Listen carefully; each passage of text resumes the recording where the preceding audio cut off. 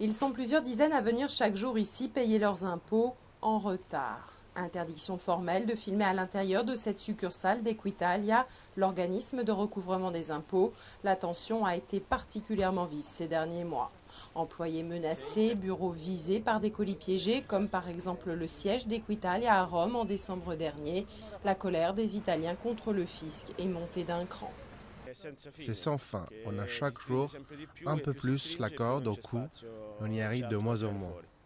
Moi, je suis là pour payer 1300 euros. Comment je les trouve, ces 1300 euros? Je suis un entrepreneur, un petit entrepreneur, donc bon. Mais quelqu'un qui gagne 1300 euros ou 1500 euros, il fait comment pour payer cette somme? Depuis son arrivée à la tête du gouvernement en novembre 2011, Mario Monti a fait de l'évasion fiscale son cheval de bataille. Ces derniers mois, les contrôles se sont multipliés dans les magasins, les restaurants pour vérifier l'émission des reçus. La fraude représente chaque année environ 120 milliards d'euros, un manque à gagner colossal dont le pays se passerait bien. La dette publique atteint désormais 1950 milliards d'euros, soit environ 120% du PIB, une des plus élevées au monde.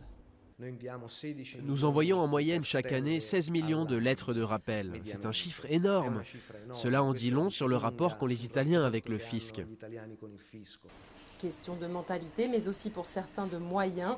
L'imposition en Italie, notamment sur le revenu, est une des plus élevées d'Europe. Et avec la crise, bon nombre ont du mal à payer leurs taxes. Malgré tout, pas question pour le gouvernement de baisser la garde. De nouveaux impôts ont vu le jour et d'autres ont fait leur grand retour, comme par exemple la taxe foncière qui avait été abolie par Silvio Berlusconi en 2008. Enfin, la TVA est passée de 20 à 21%.